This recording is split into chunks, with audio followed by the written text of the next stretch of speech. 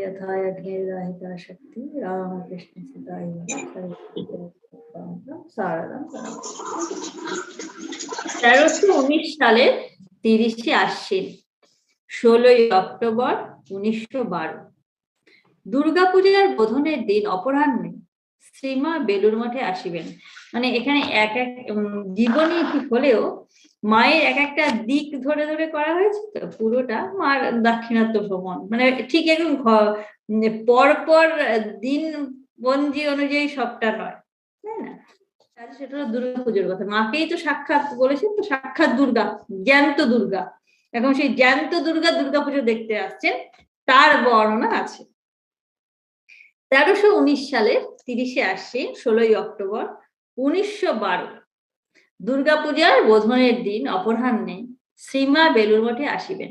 এদিকে সন্ধ্যা সমাগত, অথচ শ্রীমায়ের শুভাগমন হইল না দেখিয়া স্বামী প্রেমানন্দজি ছোটাছুটি করিতেছেন।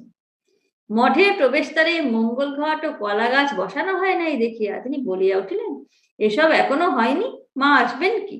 মানে ওই কাজ হয়নি বলে, যে উনি সাক্ষাৎ দুর্গা, তো মানে মহারাজদের কাছে তো মা ছাড়া কেউ দুর্গা নয় আর কি, মাই জ্যান্ত দুর্গা। তো তিনি আসবেন, তার সম্পূর্ণ আয়োজন হবে, তবে তো তিনি আসবেন। যিনি দেবী তিনি মা, এরকম ওদের দৃষ্টিটা এটাই ছিল, যেটা আমরা পরে পেয়েছি। আমরা কিন্তু নিজেরা তো বুঝতে পারি না মা সাক্ষাৎ দেবী বলে, আমাদেরকে বলে গেছেন মহারাজেরা, তাই জন্যে এখন মিলিয়ে মিলিয়ে আমরা দেখছি যে হ্যাঁ, এটা সাধারণ লোকের জীবন নয়। তো তারা কিভাবে দেখেছেন, এগুলো মায়ের ছেলেদের দৃষ্টিভঙ্গি। হ্যাঁ, এটা যেটা আছে, এটা মায়ের ছেলেরা আমাকে কিরকম ভাবে দেখতেন সেই কথা। মঠের প্রবেশদ্বারে মঙ্গলঘট কলা গাছ বসানো হয় নাই দেখিয়া তিনি বলিয়া উঠিলেন, এসব এখনো হয়নি, মা আসবেন কি? দেবীর বোধন শেষ হওয়ার সঙ্গে সঙ্গে মায়ের গাড়ি মঠের ফটকে পৌঁছিল। মানে বোধন মানে মায়ের জাগরণ, তো মায়ের জেগে উঠছেন। তখন যে ওখানে বোধনের পুজো শেষ হলো, মা জেগে উঠলেন, এখানে মায়ের গাড়ি এসে বেলুর মঠে প্রবেশ করলো। অমনি স্বামী প্রেমানন্দ প্রমুখ সাধু ভক্ত বৃন্দ গাড়ির ঘোড়া ছাড়িয়া দিয়া উহা টানিয়া মঠ প্রাঙ্গণে লইয়া চলিলেন। গাড়ি টানিতে টানিতে প্রেমানন্দজি আনন্দে টলিতে লাগিলেন, চোখে মুখে যেন আহ্লাদ ঠিকরিয়া পড়িতেছে। গাড়ি প্রাঙ্গণে আসিয়া থামিলে গোলাপ মা শ্রীমাকে হাত ধরিয়া সন্তর্পণে নামাইলেন। নামিবার পর সমস্ত দেখিয়া তিনি সহাস্যে বলিলেন, সব ফিটফাট, আমরা যেন সেজে গুজে দুর্গা ঠাকুর এলুম। শ্রীমা তদবধি একাদশী পর্যন্ত বেলুরেই বাস করিয়াছিলেন। মঠের উত্তর দিকে বাগান বাড়িতে তাহাদিগকে রাখা হইয়াছিল। শ্রীমা দক্ষিণ দিকের ঘরখানিতে থাকিতেন। ওই বাড়িতে তাহার সঙ্গে যোগীনমা, গোলাপ মা, লক্ষ্মী দিদি এবং ভানু পিসিও ছিলেন। মহাষ্টমীর দিনে 3 শতাধিক ভক্ত শ্রীমাকে প্রণাম করিলেন।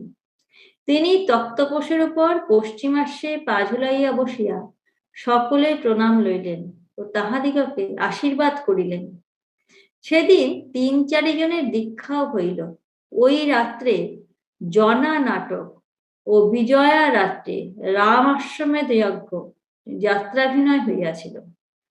শ্রীমা মঠের দোতলায় বসিয়া উভয় অভিনয়ই দেখিয়াছিলেন।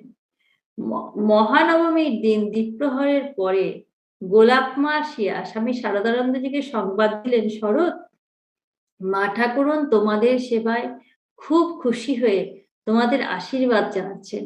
সে অতিবাঞ্ছিত আশীর্বাণীর উত্তরে কি বলিতে হইবে সহসা ভাবিয়া না পাইয়া শারদানন্দজি শুধু গম্ভীর কণ্ঠে বলিলেন, বটে। বলিয়াই অতি অর্থপূর্ণ দৃষ্টিতে পার্শ্বপ্রবিষ্ট প্রেমানন্দজির দিকে তাকাইয়া বলিলেন, বাবুরাম দা, শুনলে? বাবুরাম মহারাজ শুনিয়াছিলেন ঠিকই। এখন শারদানন্দজির প্রশ্নের উত্তরে তাহাকে গাঢ় আলিঙ্গনে আবদ্ধ করিলেন। মানে এর পরেই দেখবো আমরা এখানে পাবো যে শরৎ মহারাজ বলছেন না, যে এখানে তারই পুজো হলো। মা একজনকে গিনি দিয়ে বলছেন ব্রহ্মচারীর হাতে, যে তুমি গিয়ে মাকে প্রণাম করে এসো। তো ব্রহ্মচারী ভেবেছে যে মা দুর্গার প্রতিমার সামনে দিতে হবে। তখন উনি এবার বুঝিয়ে বলছেন, না, মা যে এসেছেন সেই মাকে দিয়ে এসো। এখানে তারই পুজো হলো, মানে সাক্ষাৎ মায়েরই পুজো। ওরা যেহেতু মাকে বসিয়ে ওইরকম করতে পারবে না, সেজন্য প্রতিমা রেখে করেছেন, কিন্তু আসলে মায়ের পুজোর ভাব, সম্পূর্ণভাবে মাকে পুজো করার ভাব নিয়ে করেছেন। তো এখন সেই সাক্ষাৎ মা বলে পাঠালেন যে আমি খুব সন্তুষ্ট হয়েছি। তাইতে দুজনে পরস্পর আলিঙ্গন আবদ্ধ হয়েছে, মানে ওদের সব পুরো সার্থক হয়েছে, চরিতার্থ হয়েছে। এত যে পরিশ্রম, এত যে উদ্যোগ, সবকিছু চরিতার্থ হয়েছে। বিজয়ার দিন ডাক্তার কাঞ্জিলাল যে নৌকা করিয়া প্রতিমা গঙ্গায় বিসর্জন দেওয়া হইতেছিল, উহাতে দেবীর সামনে নানা মুখভঙ্গি রঙ্গব্যঙ্গ করিতেছিলেন, এবং অনেকেই এইসব দেখিয়া হাসিয়া অধীর হইতেছিলেন। জনৈক মার্জিত রুচি ব্রহ্মচারী কিন্তু ইহাতে খুব চটিতেছিলেন। শ্রীমা নিজ বাটিতে থাকিয়া এইসব দেখিয়া আনন্দ করিতেছিলেন। এমন সময় অপর একজন সাধু উক্ত ব্রহ্মচারীর প্রতি মায়ের দৃষ্টি আকর্ষণ করিতে তিনি বলিলেন, না না, এসব ঠিক, গান বাজনা রঙ্গব্যঙ্গ এসব দিয়ে সকল রকমে দেবীকে আনন্দ দিতে হয়। ওই যাত্রা ওগুলো ওরা করে না সবসময়, কিছু নাটক যাত্রা এগুলো আগের দিনে হতো আর কি, এখন কি করে আমি জানি না, অন্যরকম সব করে অন্যরকম সব নানা রকমের গান। আগে তো যাত্রাভিনয় কত কথা এগুলো হতো, যেটা এখানে ওরা করেছে না। এখনো তো হয় জয়রামবাটিতে জগদ্ধাত্রী পুজোর সময় যাত্রা করে, মানে যত রকম ভাবে পারে মাকে আনন্দ দেয়, যা যা বলা জানা আছে। এখন মাকে আনন্দ দিতে গেলে দেখুন, সবই তো মায়েরই। তো মার কাছ থেকে যা কিছু শিল্প লাভ করেছে, যেটা সে লাভ করেছে সেটা দিয়ে মাকে আনন্দ দেয়। সে একটা গল্প আছে না, যে মা মেরির সামনে গিয়ে জাগলার সে কত বল নিয়ে জাগলিং দেখাতো, ওইটা ভালো পারে, ওইটাও ভালো পারে, ওটাই ও মাকে গিয়ে দেখায়। মা মেরির সামনে ওইটা দিয়ে ওই খেলাই দেখাতো। আবার এরকম মানে এতই তন্ময় হয়ে দেখাতে যে মূর্তি থেকে মানে সাক্ষাৎ মেরি মাতা বেরিয়ে এসে ওই জাগলারের মুখ মুছে দিচ্ছেন। মানে এইরকম সব ভক্তদের গল্প আছে না, যে যেটা জানে, যে এই অভিনয় রঙ্গব্যঙ্গ এইসব দিয়ে নাচ গান এইসব করে মাকে আনন্দ দেয়।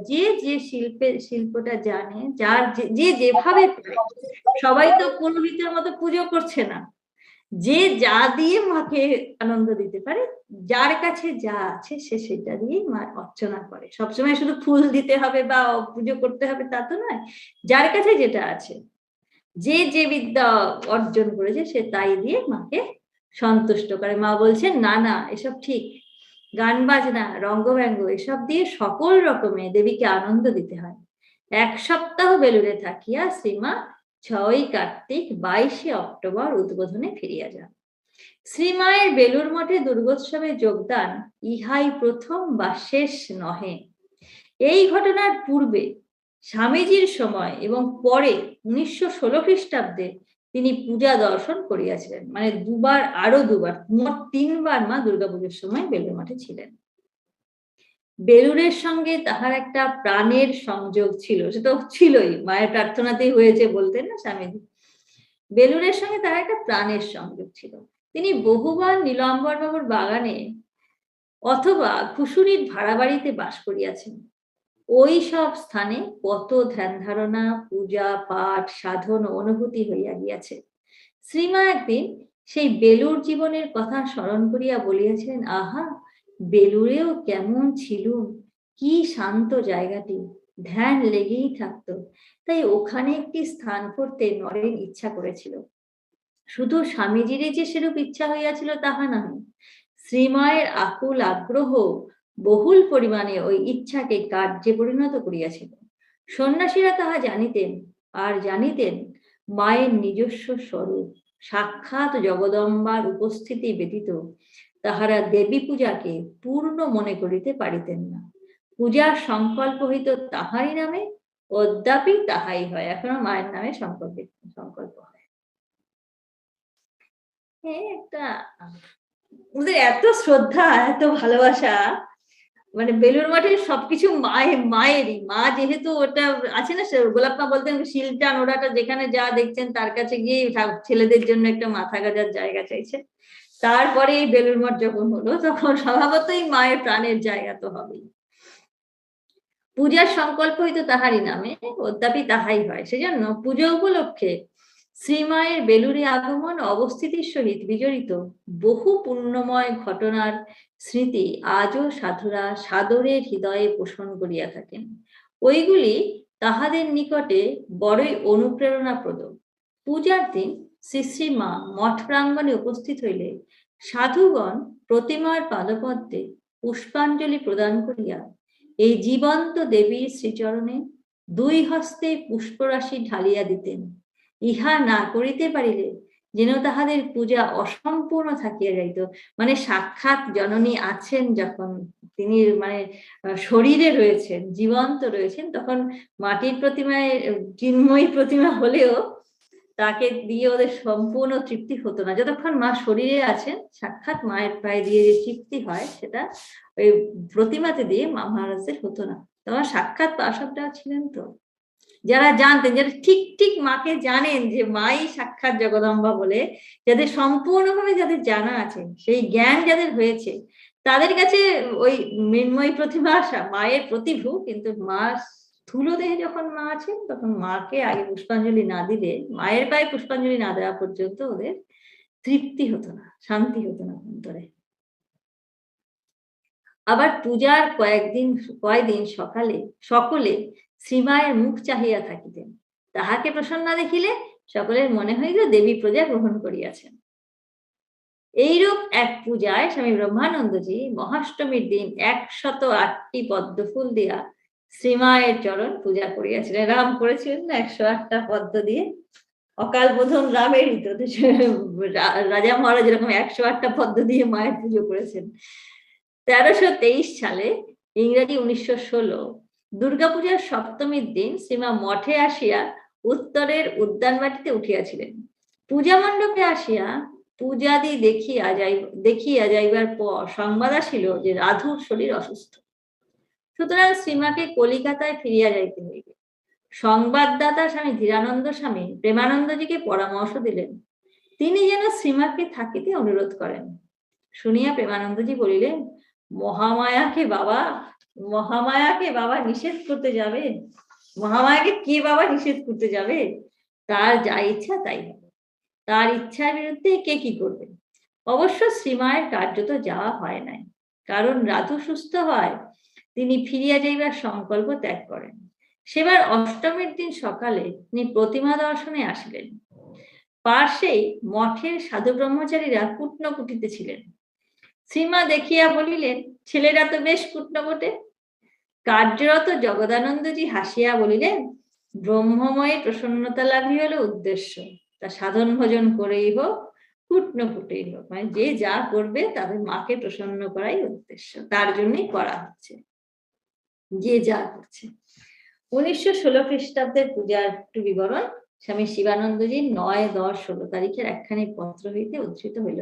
মানে এই যে জগদানন্দজির কথাটা, এটাই রামকৃষ্ণ মিশনের যে কর্মযোগ, এটাই তো এই ভাবের ওপরেই সম্পূর্ণটা দাঁড়িয়ে আছে, ভিত এই ভাবটা, যে যা কিছু করছে সবকিছুই আমি একই লক্ষ্যের জন্য করছি। তুমি জব ধ্যান করো, পূর্ণ কাটো, কাজ করো, অন্য যা কিছু তুমি করো, যা কিছু তুমি করছো, শুধু রামকৃষ্ণ মিশন কেন, স্বামীজির যে কর্মযোগের যে ধারণাটা, এটা এইটাই তার মূল ভাব, যে তুমি যাই করছো না করছো তার ভিতরে কিন্তু একটাই থাকবে, ঈশ্বর ভাবে প্রশ্ন। হয় তুমি ব্রহ্ম ভাবে, দুটো আছে, একটা তুমি মনকে সম্পূর্ণ খালি করে দাও, আর তোমার ইন্দ্রিয় দিয়ে তুমি কাজ করো, মনে কোনো রকম চিন্তা উঠবে না, শুধু যেটুকু কাজ যেটা করছো ওটা ছাড়া মন এদিক ওদিক যাবে না, এগুলো কথা একদম যেটা করছো ওটাই করছো, এর ছাড়া কোনো চিন্তা মনে থাকবে না।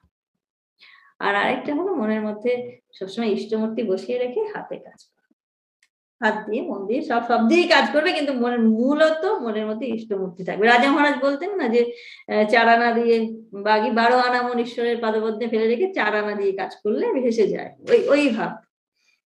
এখানেও তাই, কুটনো করছেন বটে, কিন্তু তার মূল ভাব হলো জগন্মাতাকে প্রসন্ন করা, ব্রহ্মময়ী প্রসন্নতা লাভই হলো উদ্দেশ্য, তা সাধন ভজন করেই হোক, কুটনো কুটেই হোক।